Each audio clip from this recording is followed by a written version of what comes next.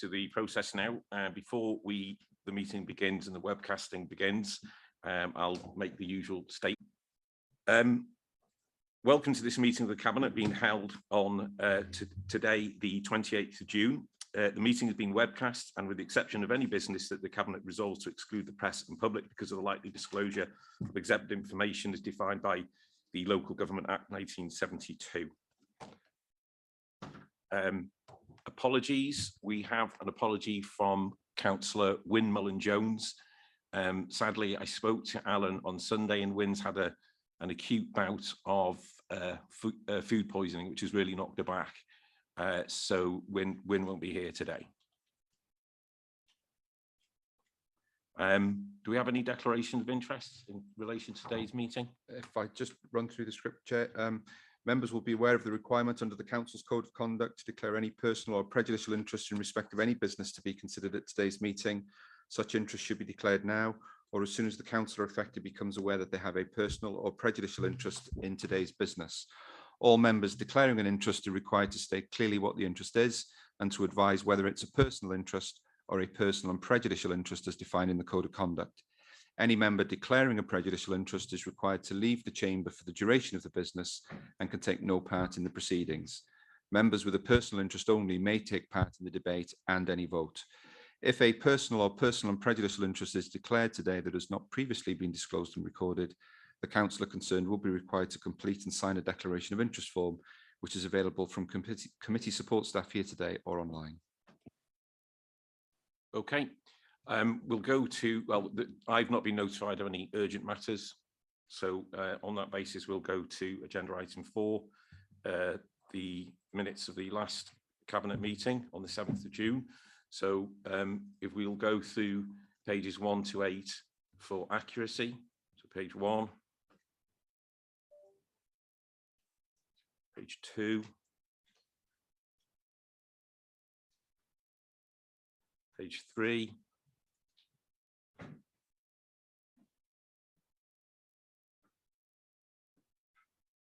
page 5, sorry, page 4, page 5,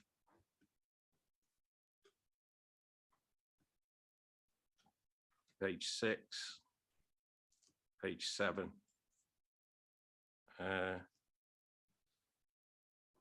and any matters arising from the minutes of the last meeting.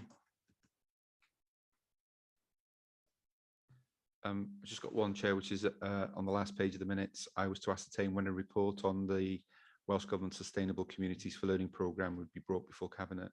That will be coming in July. It's not on the forward work programme that's in the pack, but it's an update to the forward work programme that I've been provided with. Excellent. Thanks, Gary. Thank you. Would members of the Cabinet, anyone of the Cabinet like to move there an accurate reflection of the meeting on the 7th of June? I'm happy to do that. Second. Okay, thank you. So we'll go on to the first agenda item, first substantial agenda item that is, and that's the Levelling Up Fund bid. Events have very much overtaken themselves in the last 24 hours. The background to this, of course, is that in November 21, Cabinet agreed for a joint bid with Conway County Council. A lot of work has been done, and the joint bid was going well. Members here know what the CLWYD West offer was for the bid in Denbighshire, and Emlyn and his team have worked very hard on that. Merely a few weeks ago, we got notice that Conway County Council were thinking of pulling out of the joint bid. There's been a lot of meetings. It was the first urgent thing in my in-tray I had to deal with. And the upshot was that Conway County Council unilaterally pulled out of the joint bid, which put us in a difficult position. It's not what we wanted. And it also meant that the Member of Parliament, David Jones, had to approve one bid over the other, which I know he was unhappy about doing, and there was a risk that we wouldn't get the approval. I'm happy to say that yesterday he did. That doesn't change the recommendations from today, as far as I can see. We're still recommending that we go ahead with the projects and the bid, and we'll be doing it alone, but we'll be doing it with the Member of Parliament's approval.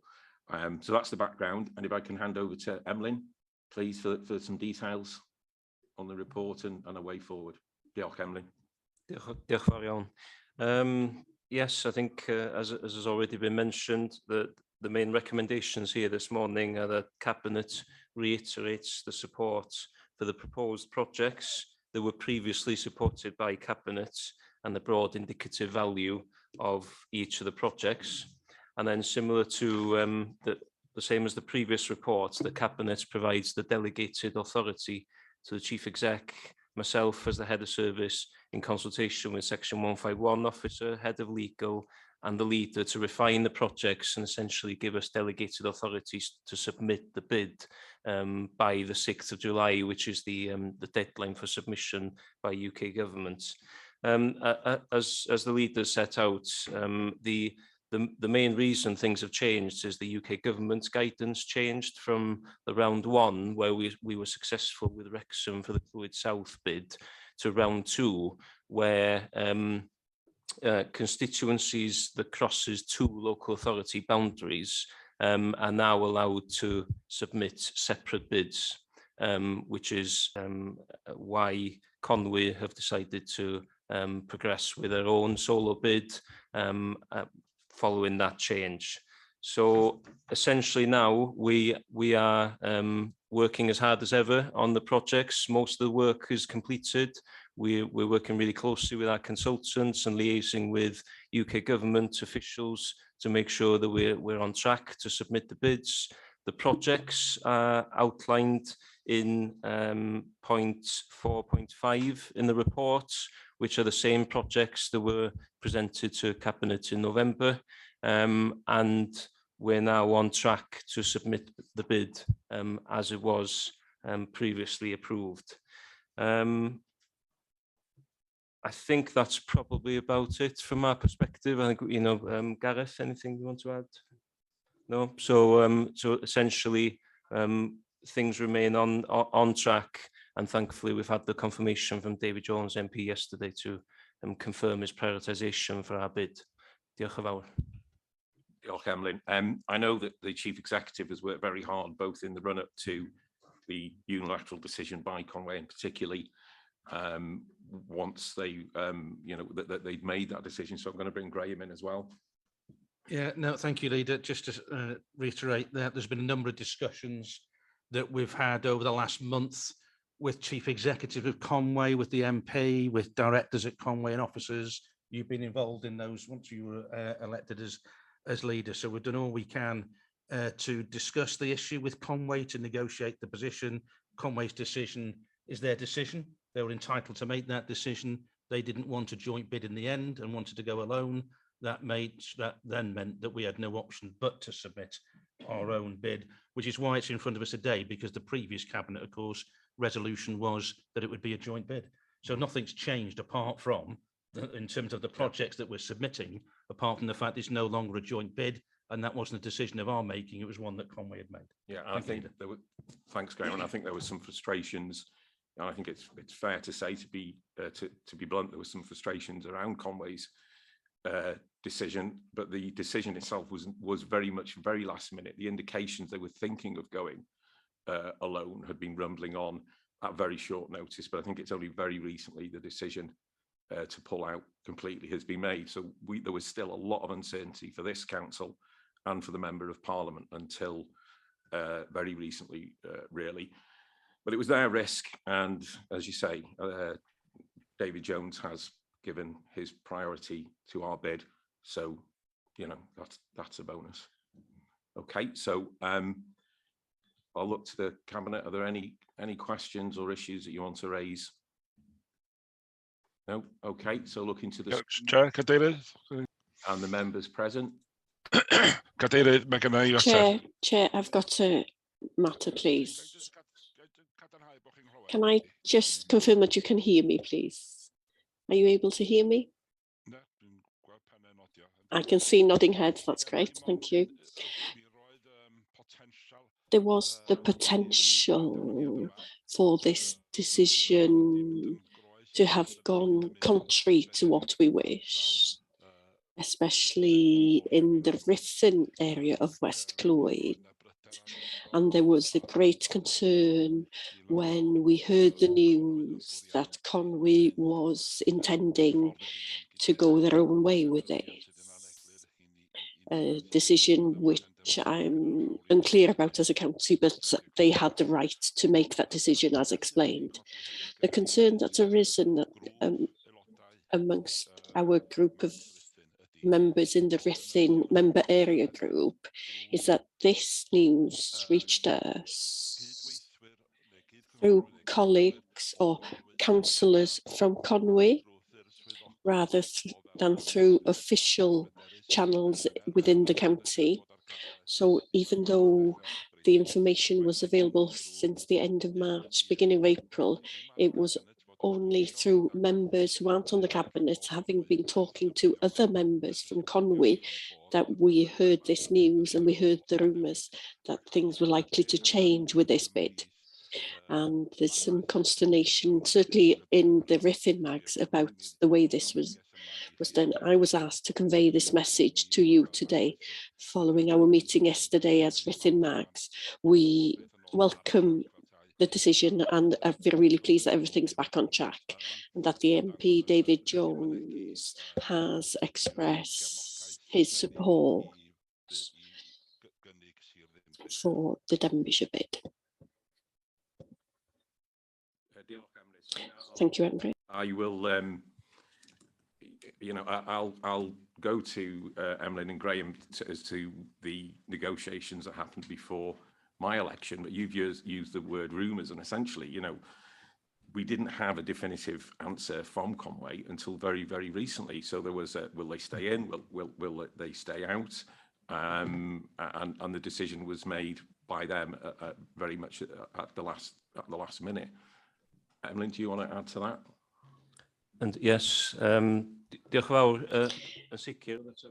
you. Certainly the discussions had been going on for a number of weeks.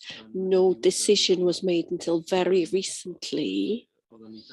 So we were still in discussion with David Jones MP, with a variety of different officers from Conwy County Borough Council. So the decision wasn't clear until very recently. So certainly, as soon as we knew that the decision had been made by Conwy and there was no turning back, the first thing that we did was update the cabinet and also the members of Ruthin member area group. So that was the situation. Thank you. Yeah, thank you. Just to reinforce that, it's difficult to act upon rumours. If members are hearing rumours from Conway members, then that's of interest. Come and talk to us and let us know if you're hearing those rumours, and we'll be able to respond to you from what we know. But if you don't let us know that you're hearing rumours from Conway rumours, there's not much we can do in terms of responding in that regard. What we did do, of course, was email Ruthin Mag on the 8th of June and the 16th of June. I emailed on the 8th of June and Emlyn Jones emailed Ruthin Mag on the 16th of June when the picture was clearer around the discussions that we'd had with both the local MP and with Conway Council. So if you do hear rumours and you're not hearing anything from officers, do contact officers, because officers will be able to tell you what the facts are as opposed to what the rumours might be. Thank you, Leader.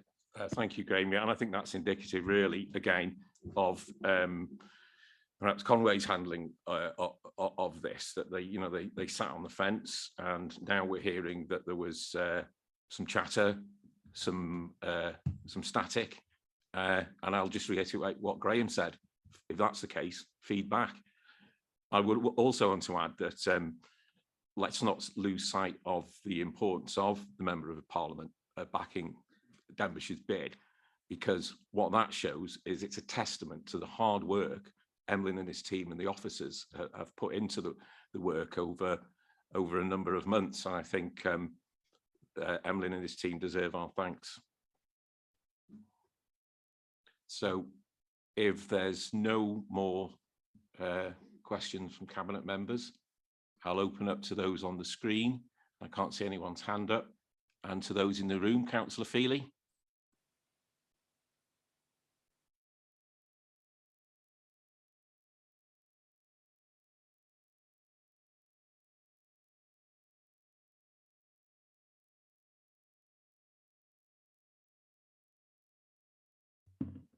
Okay, thank you. Thank you, Leader. Well, I'd like to obviously thank the officers who've been involved, Gareth, Emlyn, Sandra, and I agree with the Leader that they have done an amazing job to pull this together. Let's not forget how soon, how quickly they had to pull things together. I'm not concerned about the situation, including the information, if you like, around the Conway Clwyd West situation. But what I would like to ask is, will the fact that Conway has decided to go it alone have a detrimental effect on the bid? I don't think it will myself, but if I'm wrong, let me know, in which case I'm not really bothered if they want to go on their own. And I'd also like to clarify with Emlyn and Gareth, is there likely, we've heard initially 10 million for the levelling up bid for Clwyd West part of it. Is there likely to be more money coming available? I am concerned about this because, as you can see from the list, it's nearly all Ruthin and its district in Clwyd West that are going to benefit from this. So I would like to know, to be reassured on the projects we have, that there might be a bit more money, if you're able to say that, than 10 million. Thanks, Bobby. Thank you. Yep. Thank you. It's a good question, actually, Bobby, because the joint bid was for the 20 million and now we're going it alone. So yeah, I see where you're coming from. Yeah. Yes. Firstly, the question about detrimental impact on the Denbighshire bid. No, the decision from Conway to go it alone won't have a detrimental impact on the Denbighshire bid. We're in regular contact with colleagues from UK government, and our own consultants are of the opinion that we've got a really strong, coherent bid with a really clear theme kind of running through it. So, so from that perspective, it won't have a negative impact at all. From the funding that's available, the fact that we are progressing with a solar bid allows us, in theory, to access up to 20 million instead of the previous 10 million. But I'll hand over to Gareth to take us through that at the moment, because obviously timescales are really tight also around that change and what options we have. Thanks, Emlyn. Yeah, I think we don't have any other projects to add into the bid beyond the ones that are already in there. We have looked at whether we can increase the contingency to cover the existing bids, to cover potential inflation, etc. The view of the consultants and the team is we have sufficient contingency and coverage in the current figures to cover unforeseen or to cover contingencies. And the application process is so complex to introduce additional significant costs. It's not just a case of amending figures. It has a knock-on effect on the overall bid and the sequencing. And given we had probably 3 weeks, 4 weeks to make any amendments, it's probably too late in the day, really. But we're confident we have sufficient coverage with contingencies to cover unforeseen in any of the existing projects. Thank you. Just to add to that also, what we are doing as a team and a number of services who've been inputting into this is, over time, obviously what's come out of the levelling up process is lots of ideas, project ideas for town regeneration. So we want to now to look at the ideas and the projects that didn't make it to the shortlist, to develop some of those projects further, and to look at working with members to develop these kind of town, call them regeneration plans, to progress some of the other projects that didn't make it to the final list. So that's kind of something that we want to do more work on now once we've got through the levelling up stage. So, yeah.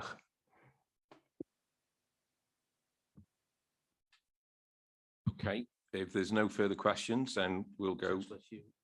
Oh, sorry, Hugh.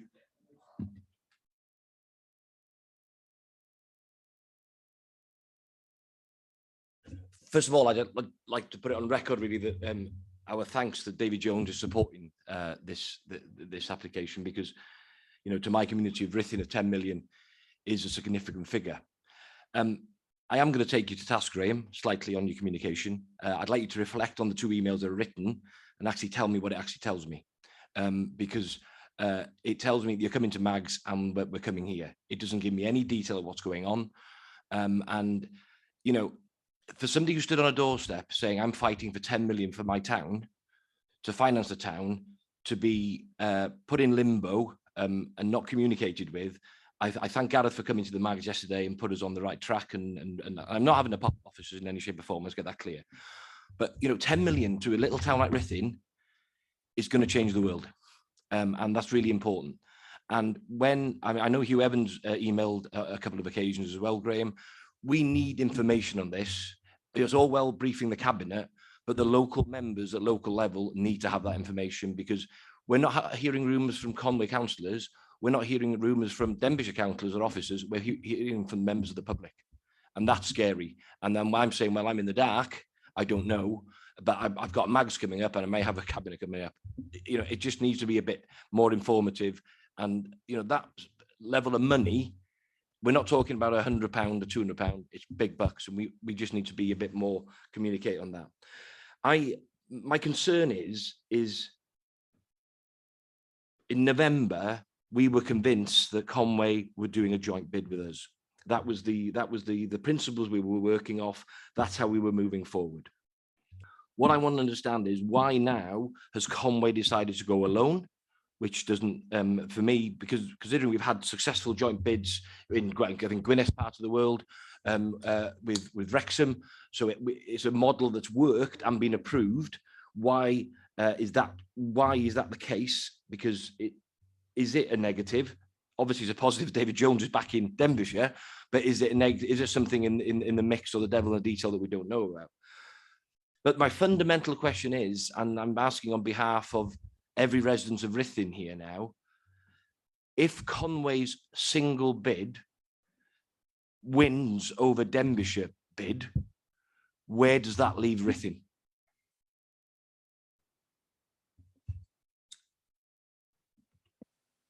Can I just come in first? I mean, the fundamental issue, well, I'll leave with Emlyn. I mean, in fairness around, if members are hearing rumours from Conway councillors or from the public, in order for officers to address those rumours, it's appropriate for members to contact officers and then ask us the question.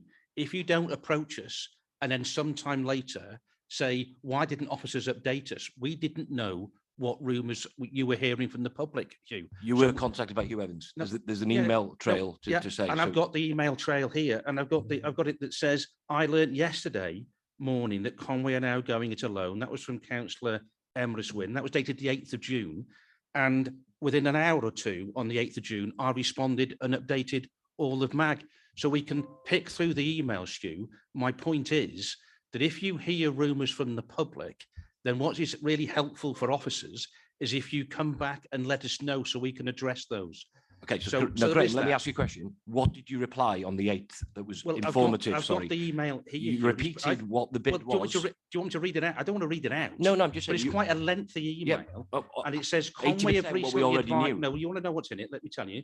Conway have recently advised us that the local MP that they wish to submit a standalone bid and not progress with a joint bid. This is not our preference, but it's a decision that Conway are entitled to make. That means we have to submit a Denbighshire only bid, which will include all previously agreed projects. So there'll be no changes to our bid. Our consultants and UK government officials have told us that we have a strong bid with a clear narrative and theme. Most of the work on submitting our own bid has been completed. As it now looks like we are submitting a Denbighshire only bid, we'll be reporting change of circumstances back to Cabinet on the 28th of June. In my opinion, there is no need for a special Ruthin MAG meeting before your next scheduled meeting, which is the day before Cabinet meets on the 27th. Officers will attend Ruthin MAG on the 27th of June, so you're briefed before the matter is reported to Cabinet. If members wanted to insist on a special Ruthin MAG meeting, of course, we would have had. So it's never easy when a previous agreement from a local authority doesn't actually run through. I think in fairness to officers and in fairness to myself, and I know you said there was no criticism of officers, we've tried our best in order to keep you updated. I'm happy to have a discussion outside of Cabinet as how we could improve upon that, both from our perspective as officers, but also from local members, if you can let us know when you're hearing the rumours, because that helps us understand also what is happening on the street, so we can address those concerns with you.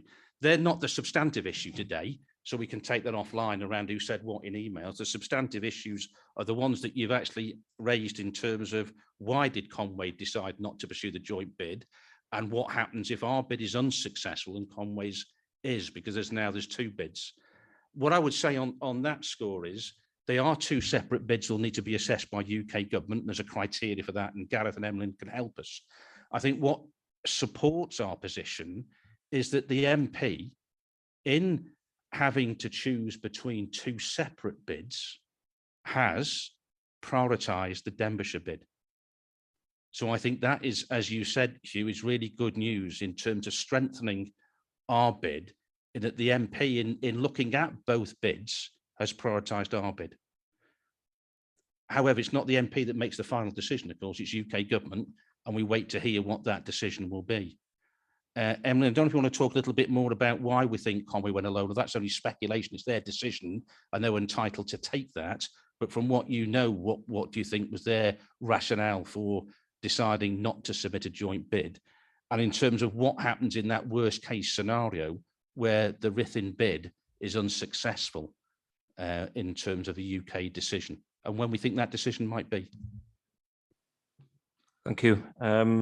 Certainly from our discussions with Conway, clearly the change in UK government's guidance instigated and prompted their decision clearly to go it alone. So that option has been made available to them, and they've decided to take up that option and take up that opportunity. It's never been clear to us, following several meetings with Conway Council, why they want to go it alone, but they clearly feel that a solo bid is a stronger bid for them in one way or another, but it certainly isn't detrimental to our bid. And as Graham pointed out, you know, if we look at the assessment criteria of how bids are assessed, it looks at whether you're in priority one status, which we are. It's about deliverability, which all our projects are deliverable by the date, and it's about having a really clear strategic kind of theme around the bid, which we've been told we have from our consultants and UK government. So from a Denbighshire perspective, not that clear about Conway's decision, but from our bid, really strong bid, and you know, we'd be confident going through that. So I'd say again, you know, if we are unsuccessful, and I very much hope this isn't the case, because all the things we mentioned this morning gives us confidence that we will be. We will need to look at other funding streams, like we've talked about already this morning, which we're liaison with Welsh Government and UK Government in the future again about how we fund projects in Ruthin. So yeah, hopefully that answers the question. Yeah, thanks, Emily. And I'll come in as well, Hugh. Look, the conversation about communications is perhaps for another day. I'm not going to let this cabinet descend into who said what in an email on what particular date. That's not happening today. To come back to your first question, Hugh, perhaps I can give it a bit more insight as someone who was looking at it with fresh eyes. It was all new to me. It was first thing in my in-tray. It was the most urgent thing to deal with.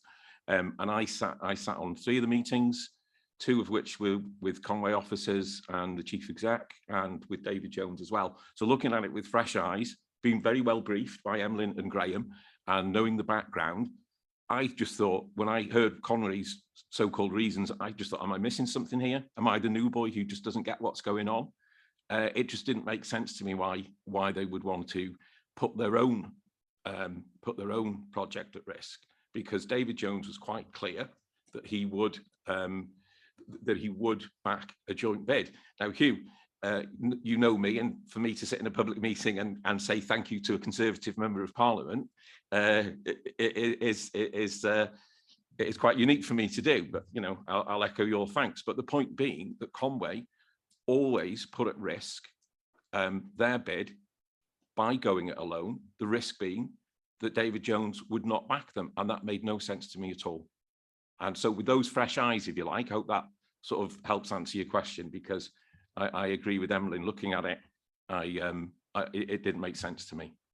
I don't know, that probably doesn't answer your question, but it might give you a bit of context as to, Yeah, I think it's, you know, looking at how their decision process. The thing that I think I struggle with is that they were the lead authority in this originally, weren't they?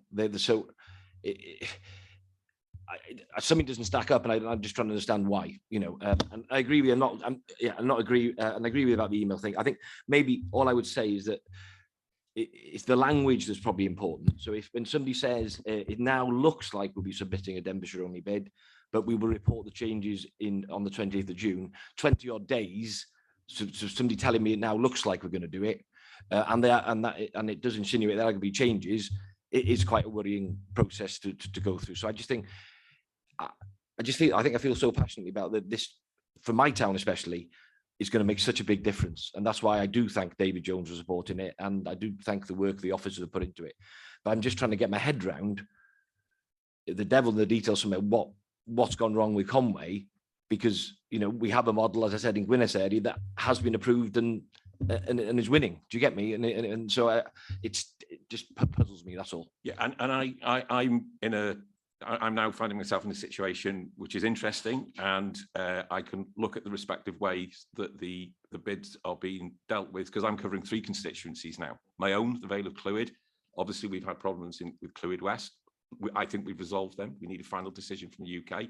And then there's the Clwyd South bid. So, you know, at the end of this exercise, we can look back over the process.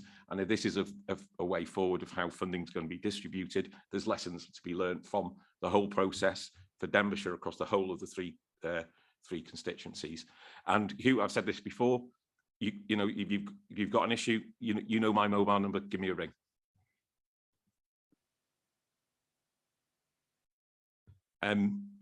Okay, if there's no further points or questions, we'll go to the recommendations. Gary. Thank you, Leader. Just to refer to paragraph 4.8, which talks about the 6th of July as being a closing date for applications.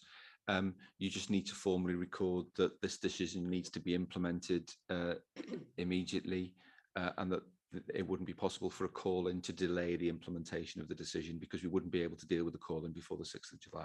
We just need to formally record that. If Cabinet are happy to do that, then that means the decision can be implemented without having to wait for call-in. Yes, it would just be an additional recommendation that Cabinet confirms that this decision needs to be implemented immediately. Okay, so if I read the recommendations, you read the point on call-in, and then we'll put it to the vote on Cabinet. Okay, so the recommendations are at 3.1 that Cabinet reiterates its support for the proposed projects that were previously supported by Cabinet and the broad indicative value of each project, and that the Cabinet provides delegated authority to the Chief Executive Officer and Head of Planning, Public Protection and Countryside Services in consultation with the Section 151 Officer, Head of Legal, HR and Democratic Services, and the Leader to refine the projects and project costs as required, and to agree for a standalone bid from Denbighshire County Council to be submitted for round 2 of the UK's Government Levelling Up Fund for the constituency of Clwyd West. And I would just add a 3.3, the Cabinet confirms that this decision is required to be implemented immediately without calling. So a role of Cabinet members in approval, backing the recommendation. Okay, thanks very much. Thank you. And thanks to the members from Ruthin for speaking today as well. Thank you.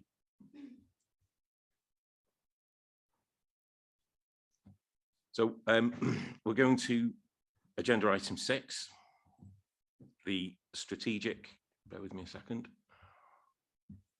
the strategic equality and diversity in Denbighshire.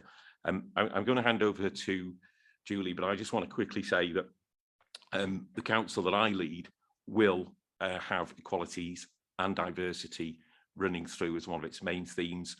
I want to see a more equal and diverse Denbighshire. I want to see a more equal and diverse Denbighshire County Council, and I want to see our communities reflect that. So I'm going to hand over to Julie. Thank you, Leader. Can I just begin by saying I'm delighted to be here and delivering presenting my first report to Cabinet. Obviously, you know, a little bit of background. I think we do realise that this was picked up in the previous Cabinet. There was a recommendation that we set up an equality and diversity group. That was considered in February 2022. So what we're doing today is hopefully just getting approval that this group gets set up. As Jason said, we do want to promote and embed inclusion to make for equal and more fairer Denbighshire. And that could be widening participation in our communities, in the political process or in local government. It could be ensuring we adhere to relevant legislation to meet our legal obligations, but as an employer, as well as a county council as well. If I just draw your attention to the broad remit of the group, we've got, I think that's pretty comprehensive in terms of what we will be doing and what we will be dealing with. And Appendix A is sets that out, the terms of reference sets that out further. And the main thing for me is that it is inclusive of all the council. We're welcoming representation from all the groups, not just Cabinet, so that we've got key people involved in. It's not a decision-making group, but we can make recommendations, which I hope will be adhered to. And obviously we will be reporting to scrutiny committees as well. Okay. I hand over to Nicola to perhaps. Thank you very much, Baradar Paub, and thank you for the introduction. Yes, just by way of context for Cabinet and other members that are present, some of the a catalyst really for behind this recommendation has been a step change that we've seen really from the Welsh Government over the past 12 to 18 months. So there's been the introduction of new legislation such as the Local Government and Elections Act, which requires us to consider how democracy can be made more diverse and inclusive. There's also been developments such as a race equality action plan at a national level, which will have repercussions for us at a council level as well. So one that has prompted us to consider establishment of this group so that we can respond comprehensively to that agenda. And also the impact of the pandemic has exacerbated, we think, some of the inequalities that might have existed previously. So that's just a little bit of context behind this recommendation that has come forward to this Cabinet from the previous Cabinet about establishing a member-led equality and diversity group. Councillor Matthews has already touched on some of the purposes and the remit of this group, which will include responding to consultations, some informal scrutiny with the ability to make some recommendations around particular issues, and also to look at the quality of key impact assessments in terms of equality, and that could be either retrospectively or this could be a group that could advise colleagues across the council as they develop impact assessments as well, so to enable informed decision making when proposals are taken to Cabinet or other forums. So I'll leave it there and happy to take any questions. Thank you. Thanks, Nicola. Any questions or issues from our Cabinet members present or on the screen? Jill? Thanks, Nicola. My question might be to Gary, actually, that I wanted to pick up on paragraph 4.8. There's information there about how the leader of the previous administration met with the female councillors in November 2021, about their experiences and any barriers that they have faced being part of the council. So my question really is there a way of looking at what the findings were of that, and also has there been any sort of plans and action taken since then? Well, it was agreed that meeting would be very informal and we wouldn't, if you like, record it, have minutes. We wanted people to be able to speak freely. What we were keen to ask the councillors was the barriers that they'd experienced in terms of participation, not just in getting elected, but once elected. So there were a number of themes that arose out of there, which was the way in which they were treated, whether they were treated equally, whether issues in respect of conduct of other members or conduct of the public towards female councillors was different.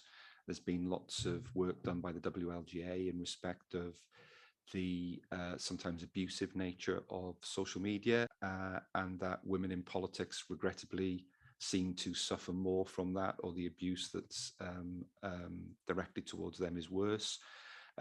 So it was looking at what the council could do to try and improve the experience, if you like, of people, to make sure that it was a better environment.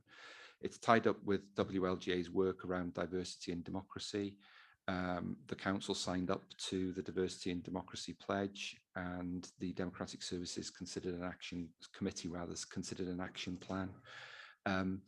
And the focus of the WLGA work was around what the political parties could do, what their role would be in terms of encouraging people to stand and candidate selection, and then the role of the authorities to make sure that we had procedures in place that remove some of those barriers. So hybrid working for people with caring responsibilities or disabilities, making sure that we uphold a good standard of conduct and discourse within the council, and that we make it clear that we don't tolerate abuse, etc., directed at councillors on social media. So there's a lot of work still to do in respect to those things. And one of the important measures in the Local Government Election Wales Act is the new duty on political group leaders to be responsible for upholding and maintaining good standards of conduct within their groups. And clearly we'll be working with group leaders and the Standards Committee on how we do that. And we will have some proposals coming forward about how we deal with issues between members locally so that they get resolved more speedily. I hope that answers the question.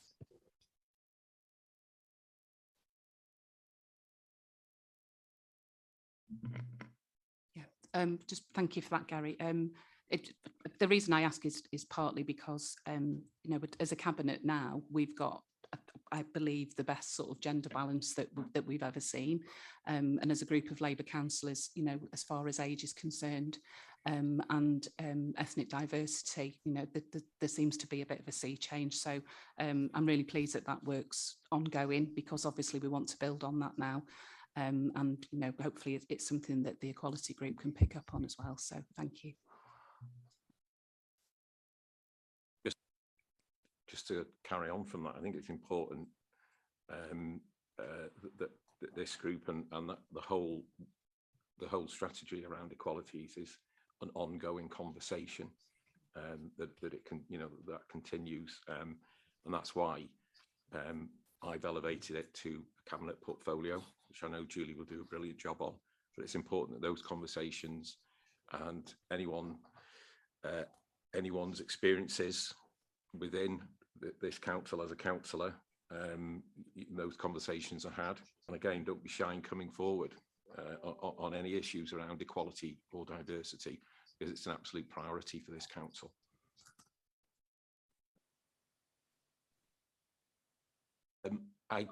I'm looking at the screen, and Emrys, have you got your hand up? Diolch yn fawr.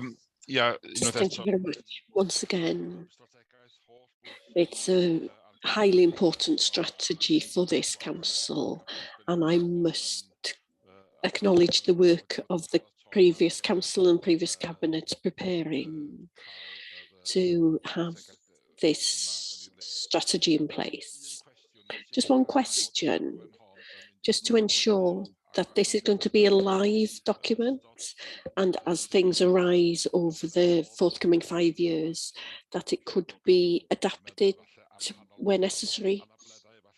I'm thinking about different types of disabilities that aren't obvious or apparent unless you know about certain problems or conditions that some workers and councillors and members of the public face. Thank you.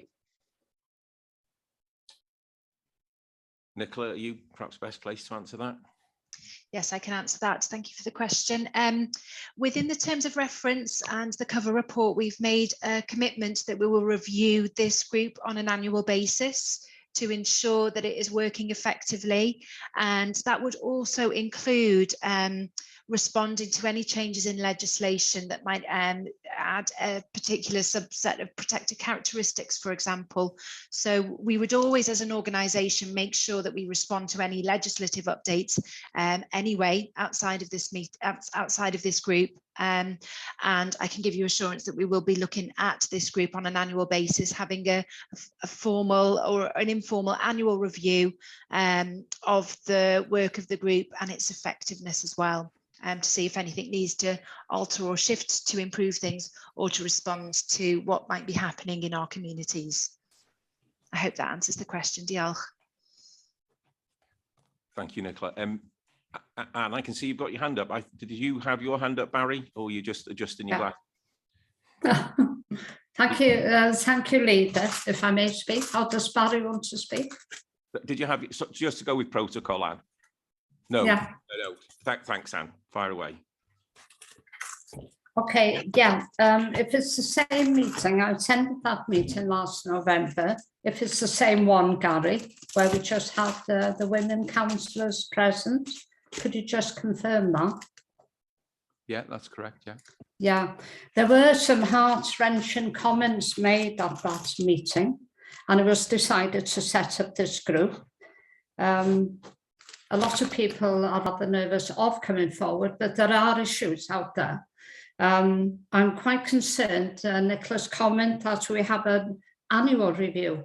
I think that it should be at least a 6-monthly review so that we can keep our fingers on the pulse, so to say, here, to protect the ladies, councillors, etc., and officers. Thank you.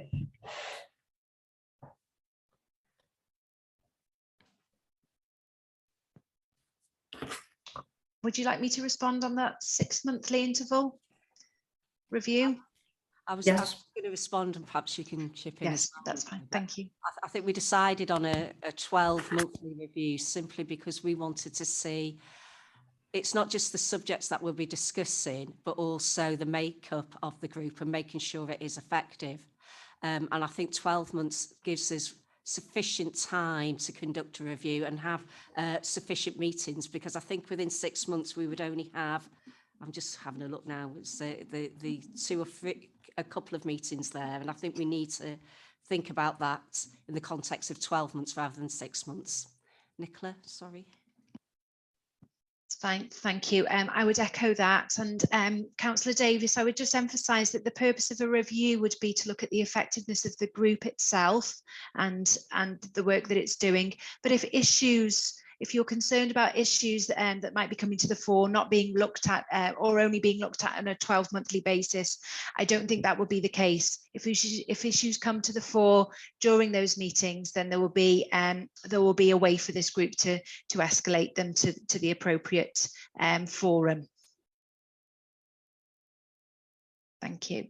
Yeah, and just to reiterate, in terms of issues relating to members' relationships, members' conduct, etc., then there is a new process that has been drafted. It will be going to group leaders for consultation. It will be going to the Standards Committee for consultation, and we will be consulting members more broadly in respect of that. But it's in a draft stage at the moment, and it will need to go through those processes, and that will be separate to this group. That's just looking at how group leaders manage the culture and conduct of members internally. And Anna, I would say, well, first of all, thanks for your contribution and for sharing your experience of how that meeting went, and that's really interesting to hear that. Thank you.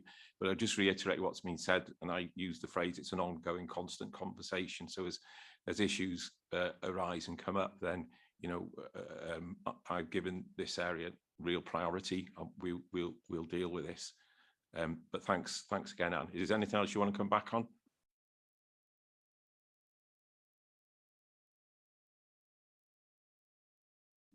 Are you on mute? Okay. Thank you, Leader, for allowing me to speak. No further comments. Thank you. Thanks, Anne. So if there's no further questions, we'll go to the record. There's another hand. Alan, I don't know if you were here earlier. I gave Wynn's apologies. So the first thing I'll ask is Wynn okay? How is she this morning? Yeah, thank you, Leader. Morning, Cabinet and fellow councillors. Yeah, she is improving slowly. She's waiting for telephone consultation with GP this morning to see how that progress is going. So thanks for the concern, and yeah, I'll keep you posted as and when. Just thank you. Just on this question of equality and so on. I presume that it won't just be related to female issues. It will be a general issue around treatment of staff, whatever their gender, whatever it is, and also councillors, because, you know, over the past few years, one or two of us have been subjected to, as males, to perhaps some unpleasant, threatening behaviours. Some people tell me that it should be that we need to toughen up and it's called politics. I can appreciate and respect that, but I think some of it goes over and above just that, if you like, the rough and tumble of politics. So I just wanted to clarify that, and I guess that I already have the answer in my head, but it would be nice just to hear that shared here. So thanks very much, Leader, for allowing me to speak. Thank you.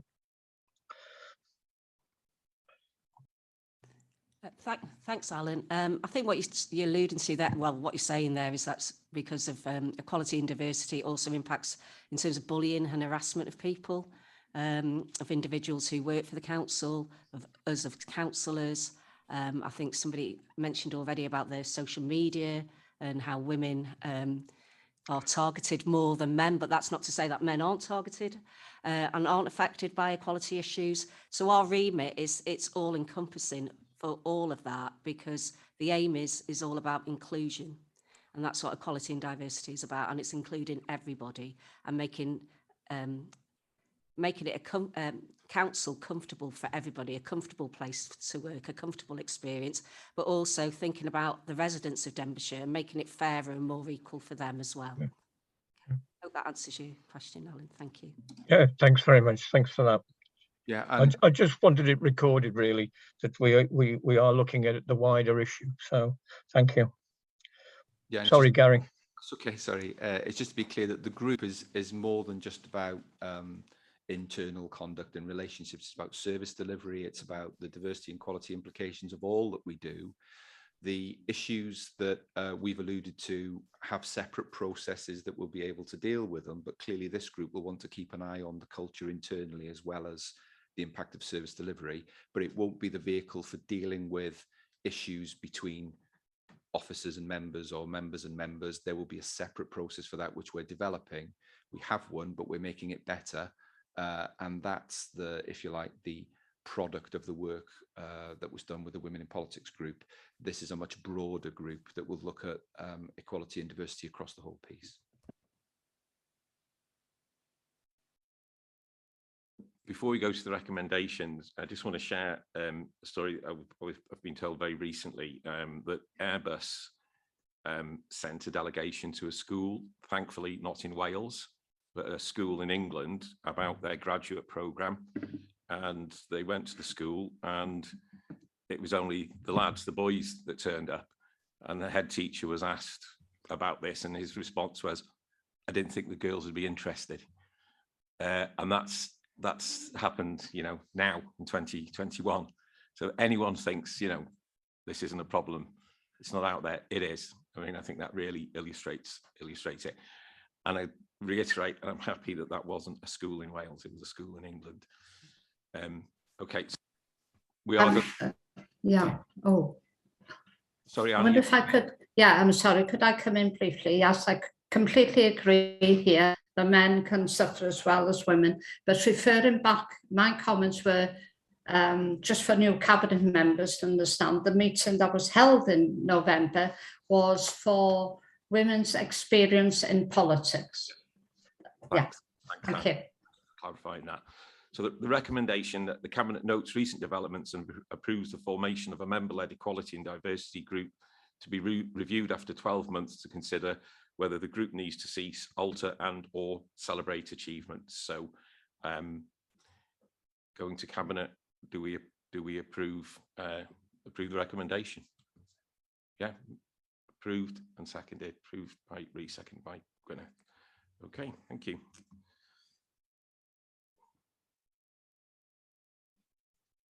Okay, we're cracking on. We're still with Julie. Future of the North Wales Construction Partnership, the contractor framework.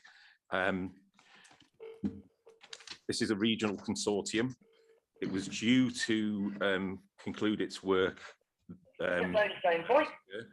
and due to not least COVID and other issues, we're looking at extending the work that this body does. I'll hand over to Julie. Thank you. Thank you, Leader. Yeah, it's just to approve extending this particular framework just for 1 year, just to provide some time for projects to continue and allow time for, there is expected new UK and Welsh Government procurement legislation coming forward. I think I had an email this morning. So we need to feedback on that, but also support the staff in looking forward and looking at how we embed this new framework as well. I think for me, procurement is a hugely important tool to support the local economy in Denbighshire, and giving opportunities for local businesses, even small, medium enterprises as well. And we really do need to get it right. So if we can just extend it just for 12 months, hopefully there'll be a better process in place, and that'll obviously come to Cabinet and it'll come here for us to discuss. So if we can just bear with us for that 12 months and give them that extension of breathing space that's needed. Thank you. Okay. Gary, do you want to come in? Thank you, Leader, and thank you, Julie. Yeah, the North Wales Construction Framework has been very successful. It's achieved a lot in terms of local supply chain and in terms of training opportunities for people. Tanya Silva, who's the framework manager, is available to be able to just give you a brief overview of the framework should you wish, and to answer any questions anybody may have about the information that's contained in the report. And you'll notice that in its Appendix 3, there's a number of, if you like, stats and outcomes about the things that have been achieved, but Tanya can give you a bit more information on that, Chair. Thank you, Tanya. Do you want to come in? Yes, thank you, Leader. I just wanted to talk about how the framework has been set up and what has achieved over the last few years. This is the second iteration of the North Wales investment.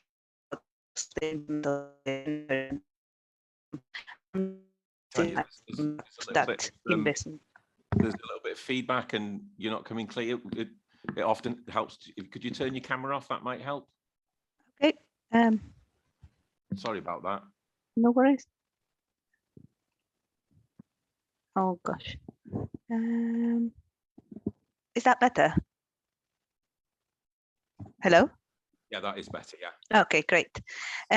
So I was just saying that this is the second iteration of the North Wales Construction Partnership Framework. The first time we decided to put a framework in place was because of the 21st Century Schools program investment, and we wanted to maximize the benefits and the impact of that large investment in the community. So the 6 authorities in North Wales, with Denbighshire as the lead, decided to set up a procurement vehicle where we were going to try and test different approaches to the usual form in which we procure large projects.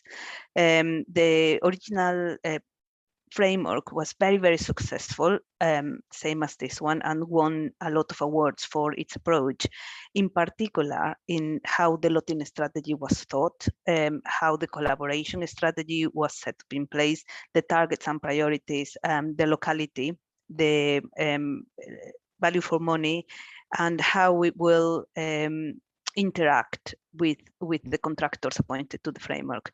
So for this framework, we had a lotting strategy where the thoughts were about having the local contractors that can deliver projects in the lower value bands were appointed to those value bands, and the national contractors were to be appointed to the higher value bands. And we gave a lot of thought into this, and luckily, and well, not just by luck, because of the work that the 6 authorities and ourselves did on that, we had a framework that is set up in such a way that we have only local contractors delivering in the lower bands. This is from 1 million to up to £3 million, and £3 million and above, up to £10 million, we have a mix of local and nationals, and anything above £10 million, we have national contractors delivering, but with the commitment to use our local supply chains. We set up a collaborative approach where we sit around the table, we talk issues, and I always said that we have contracts in place, but the objective is to draft the contract, put it in a drawer, and never pull it out. We should be able to discuss these things and smooth any issues that arise without having to sort of hit each other with the contract, if you like. So also we have very clear priorities on community benefits, on KPIs, what it is that we want to achieve, spell it clearly and provide the support to the contractors and to the clients across North Wales as how these targets and priorities need to be achieved, make the connections, create different groups to develop our approach on these different priorities. It operates on a trust environment, on a collaborative environment, and it has come out with great numbers of outcomes in the first iteration, and in the current iteration, it also has really good outcomes. We have so far 96 projects in our pipeline with a value of £340 million. 150 million pounds have been out to tender or gone through the framework. We have completed around 34 projects so far. We are on the 3rd year of the life of the framework, on a framework of 4 years, and we have achieved a number of outcomes on work placements and education. We had touched 24 students. We had a number of work placements, not in education, with 5 students there, 41 new jobs created, 21 jobs created for young people. We have had at least 3 graduates in our different projects. We have achieved over 275 training weeks, at over 1,000 apprenticeship weeks. 104 trainees have gone through our projects across North Wales, and a whole host of individual qualifications achieved by the supply chain serving these projects. So over 300 courses have been achieved by individuals or organizations in our supply chain. So the reason why we're asking for this extension is obviously we had gone through a number of issues like COVID, the war in Ukraine, the Brexit. All of these things have had an impact in the market and how also the clients and ourselves as local authorities have been able to deliver our project. So the pipeline has moved slightly slower than we will expect it. At this point, we will have expected to have delivered 3/4 of our projects, and we have delivered 1/3 so far. We want to also be very aware of the state of the market at the minute. Is very volatile. Things are happening all the time. Prices are rising. There is no stability in the market, which doesn't give us a lot of confidence with our budgets. And we want for that to be a bit more stable when we think about procuring the new framework. We also want to be able to incorporate new policy and legislation in procurement, like Gary said, but also the new priorities that different councils are looking into incorporating into the way of work. So I think a year's time will give us the opportunity to continue to deliver our pipeline, and also give us that breathing space to be able to set up a project that, and a program and a framework that is as successful as the two previous iterations. Are there any questions? I'm more than happy to, if you have any specific questions, I'm more than happy to answer those ones. Thank you, Tanya. Thanks. Really comprehensive report. Thank you. Are there any questions from the Cabinet? On the screen, Emrys, Barry. Emrys, come in. Thank you, Leader. I welcome the report. I will be able to support the recommendations. It's not a question, it's more of a statement, really. I hope that any changes to legislation that will come at the end of this extension will allow us to do as we do currently in North Wales, in this case, and certainly in Denbighshire, that we make every effort to ensure that we provide jobs and opportunities for our residents in the Denbighshire local authority area in this case, and that we also ensure that we purchase as locally as possible, as far as possible. And also there's a good record of providing training according to the statistics in this report. Thank you very much. Thanks, Emrys. Tanya, do you want to come back on that? Yes, of course. Yes, the objective for us is to continue to deliver training and recruitment to the local communities where we deliver projects. But not only that, but also do a bit more work on tackling issues with people that are further from the job market and target more equalities. We have done previously cohorts with women in construction, STEM subjects. We also go to primary school, secondary school to talk about the joining the construction industry and how it is an attractive industry to work, how it shouldn't be looked at as you know, the best and the highest pupils that we have need to come into the construction, because there are jobs here that are highly skilled, that you need a lot of qualifications, that you need really intelligent, thorough people to be working on this. And when we, through our projects, request this to be delivered, we hopefully incentivize the young people in our region to join the construction industry and to join STEM subjects. And that's precisely what we want to continue to do at the next iteration of the framework. But not only that, we also pick up all the experience and the best practice that we develop through the framework and incorporate it into Denbighshire as an organization, because we are the lead. One example of that is the Community Benefits Hub. We extensively did community benefits throughout the framework on the original iteration, and on the back of that, we managed to create a community benefits hub that now looks at having community benefits on every single project across the whole of the authority, not just for construction, because now we know what approach works. We tested it enough. We had these discussions and conversations, and we can be successful because we have evidence of how that happens and how we need to manage for it to be tailored adequately and have the correct impact in the region. Diolch yn fawr, Tanya. Diolch yn fawr. Thank you. Thank you, Tanya. Thank you very much, Tanya. Yeah, thanks. Thank you, Leader, for allowing me to ask a question. Thanks, Tanya, for the report. Just a couple of questions, really, with the, just so I clarified. So anything under 3 million is procurement is local, 3 million to 10 is local and national, and 10 million and over is national. Correct me if I'm wrong on that one, Tanya. Yes, up to 5.5 million.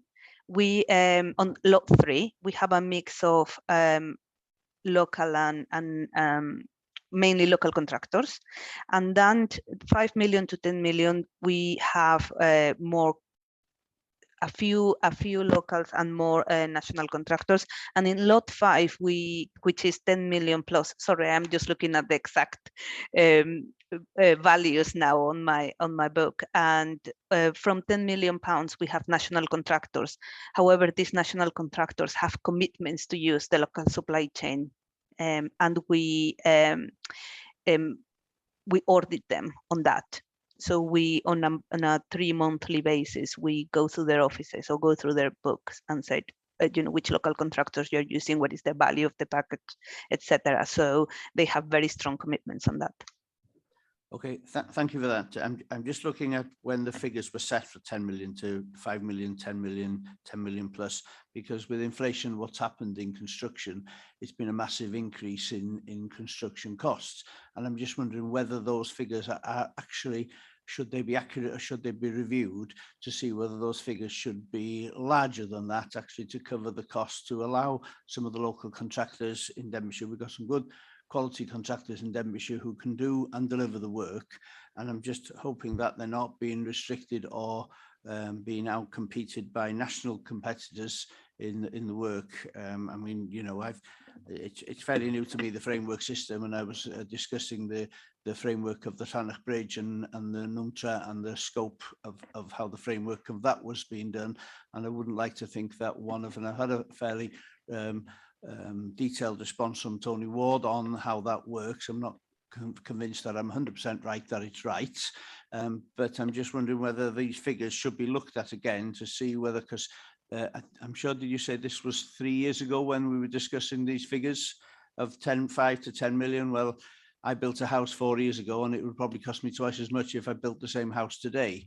So if we were building Llanach Bridge 3 or 4 years ago, just as an example, I'm taking Llanach Bridge, don't quote me on that one, but it would be a lot dearer to make Llanach Bridge today than it would have been 3 years ago.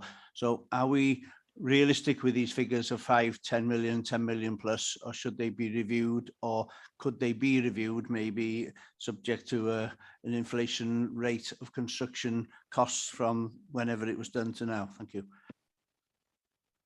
Thank you. Absolutely, I agree with you.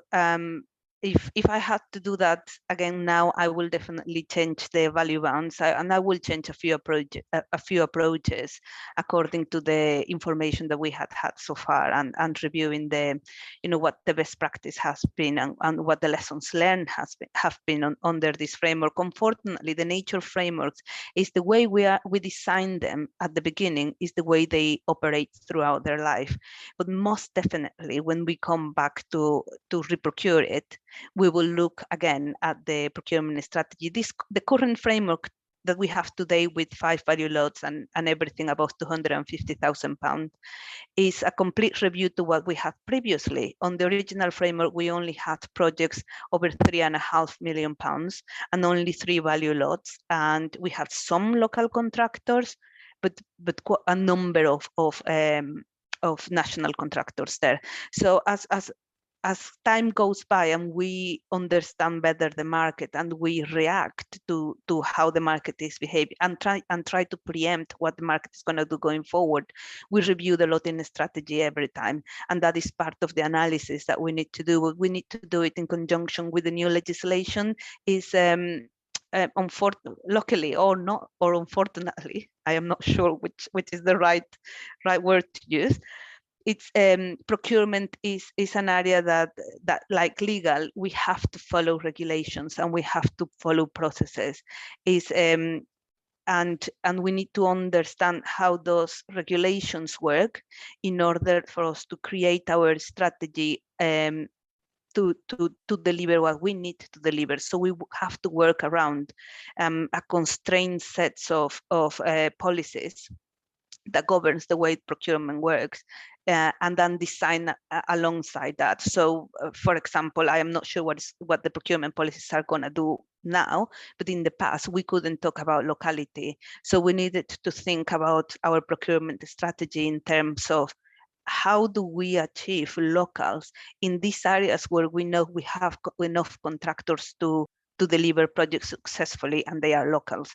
So although we couldn't say local, we needed to design the lotting strategy to enable the locals to bid for those projects.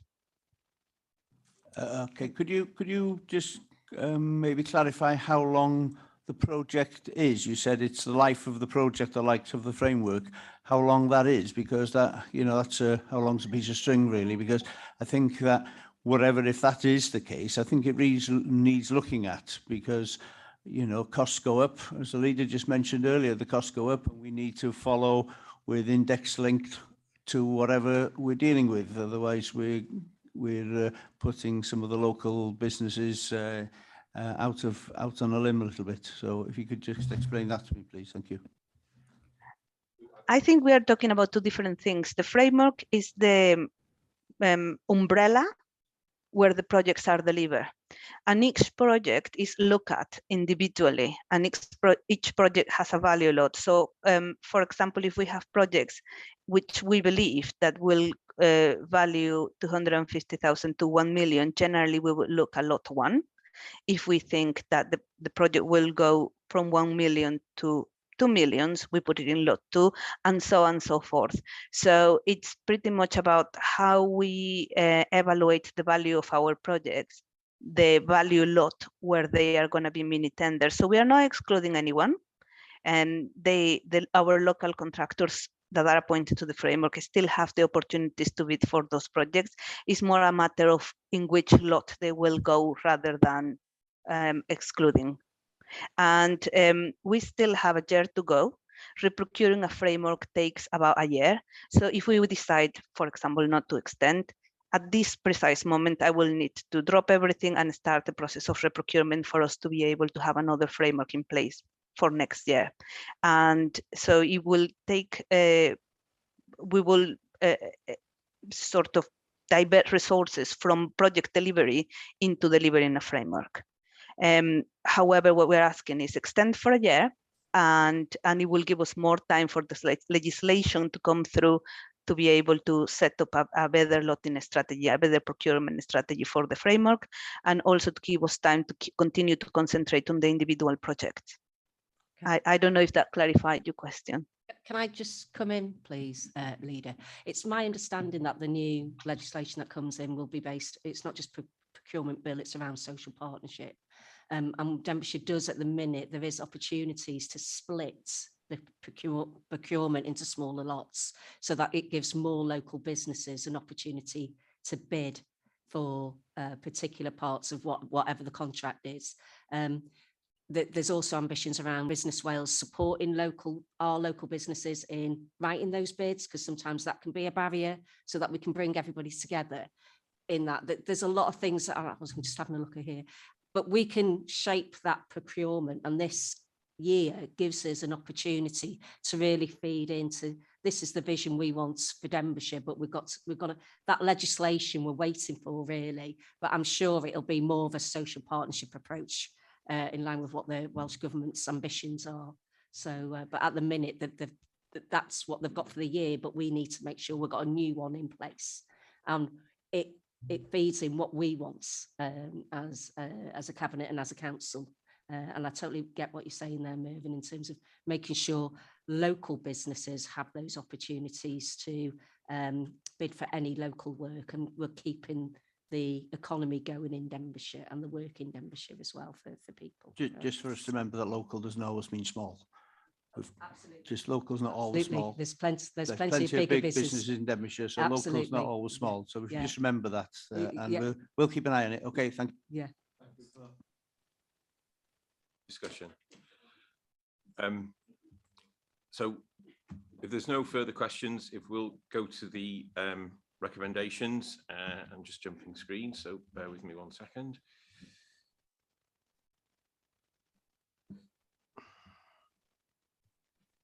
So the recommendations are to approve extending the framework for 1 year, which will allow time for projects to continue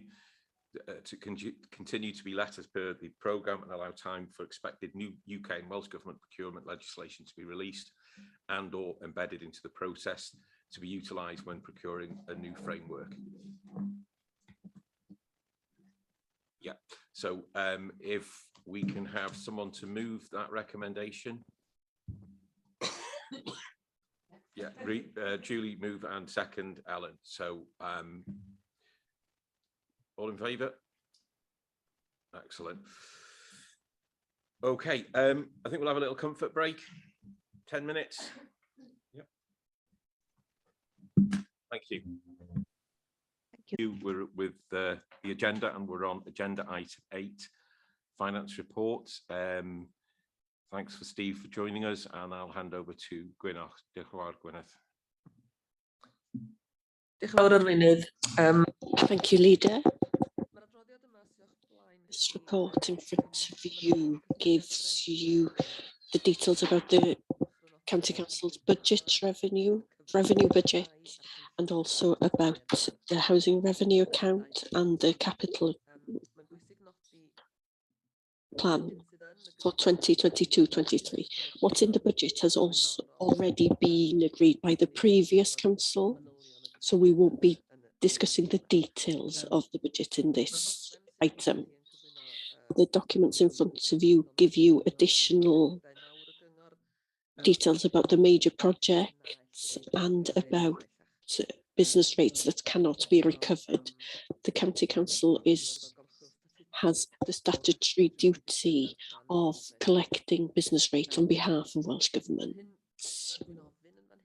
What I'm asking here is that we note the budget set and the budget summary and agree to its publication on the internet, and that we also approve the write-off of unrecoverable business rates. So I'd now like to hand over to Steve Gard to give us more details. Thank you, Steve. Thank you, Chair. Yeah, I think Gwyneth's covered most things. The budget summary is a document that goes on the internet. It's really useful for members of the public. It'll be accessible via the internet. So it's a good starter point for people to look at the budget. If you have any queries on it, or if anybody has any queries on it, please don't hesitate to email me and I'll find the answers if you do have any queries. Just to point out for the revenue side, the budgets in there are at a point in time, so they're as at the beginning of the year. And what it does mean is that lots of the contingencies are still held centrally, so the pay contingencies, etc., are all held centrally. So you will see those budgets change over. They've probably changed from when actually I've done the budget monitoring this month. So it is as Gwyneth said, as was approved in January and February when it went to Cabinet and Council. So that's the budget summary. As I say, I'm quite happy to take detailed queries via email on that. As far as the budget monitoring is concerned, I think the couple of points to highlight would be obviously the overspend in children's that we're identifying at the moment. It is a similar level to last year. And we will look at trying to make sure that our forecasting is better. It's children's services is a very difficult one to forecast because it is about numbers. So 10 new placements is hard to predict. And as you see from the report, there are 18 new placements since we set the budget. So that's the main area. There are pressures in social care, but we have, as you remember last month, there is a reserve now set up. And we think that it's probably manageable within those cash reserves that we've got this year for social care, but we are monitoring it carefully. I think I'm stating the obvious, really, the big risks to the budget are inflation, and in particular, as a council, it's pay inflation. So it's the pay agreements that are made in year. So we will need to keep on track on that and monitoring it. We do have contingency in there for the settlement, but we'll need to monitor that carefully as we go through the negotiations. Capital, the two big schemes that are ongoing at the moment, Queen's Buildings and Waste, we have actually already taken account of the increase in inflation for those two schemes, and funded the increase. So that's good.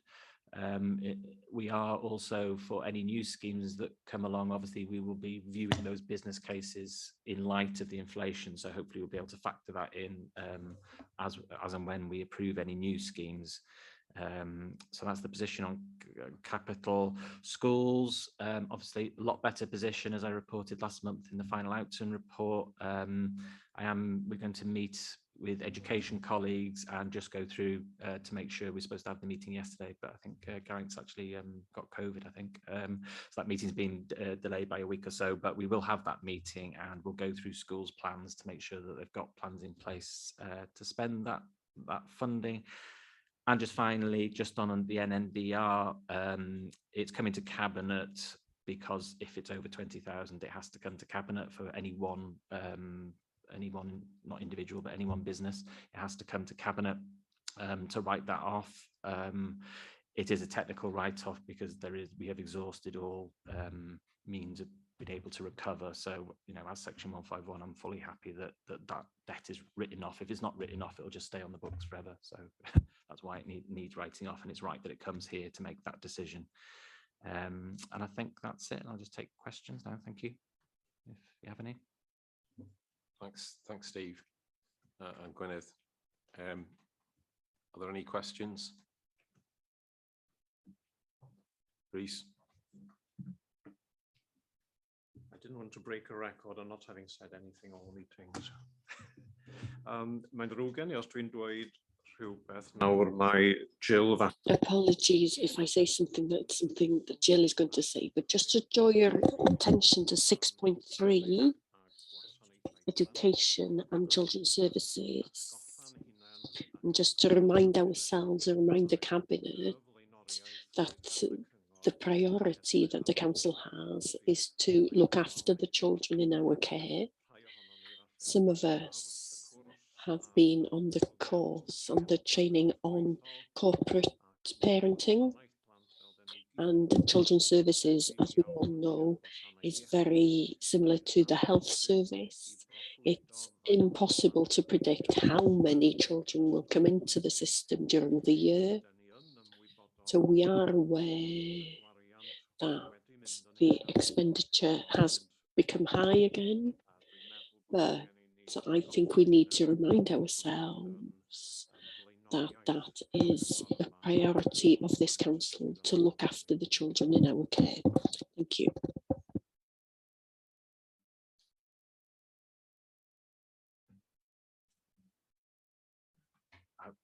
Yeah, I wouldn't disagree with that, Trace. And I think that the point with the budgets for children's services, we've gone through a long number of years explaining that, that the spend doesn't depend on how much budget is there.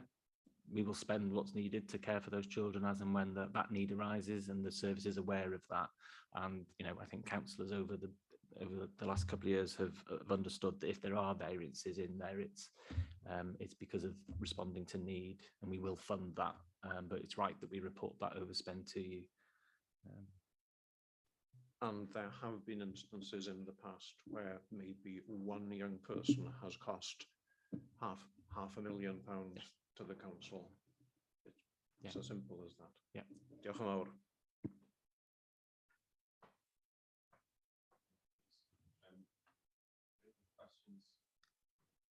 Well, okay, and any questions from those members who've joined us? No? Okay, then we'll go to the recommendations. Shall I read them, Gwyneth, or do you want to? So the recommendations are that members note the budget set for 22-23 and we progress against the agreed strategy. Note the budget summary document included at Appendix 1, and as in previous year, agree to its publication on the internet, and then that members approve the write-off of unrecoverable business rates as detailed in Section 6.9. So can we have a proposer to approve the recommendations? Gwyneth, and a seconder, Rhys, diolch. And all in favour? Okay.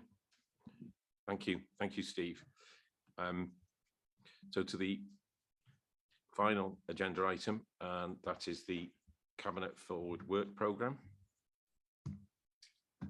Yes, Chair, you've got the Cabinet Forward Work Programme there in front of you. There have been some amendments to it since the papers were published. So I think, as I alluded to earlier, excuse me, in July, There will be an item on the Sustainable Learning for Communities Band B to consider the review by the Modernising Education Programme Board of the prioritisation process as requested by Council. Then in September, there are 2 additional items. One about Ysgol Plas Bron Dyffryn to review the findings of the consultation and to consider the publishing of the statutory notice, and one for the Queen's Market Operator Contract Award. And then in December, an item on Ysgol Plas Bron Dyffryn to consider the final outline business case, full business case for the proposed new building for Ysgol Plas Bron Dyffryn. So apologies, those are additions since the forward work programme was published. With those additions and looking at the forward work programme, are there any comments or anything to say on the forward work programme going forward? No? Okay, then I think that draws the meeting to a conclusion. Thank you very much, everybody. Diolch yn fawr.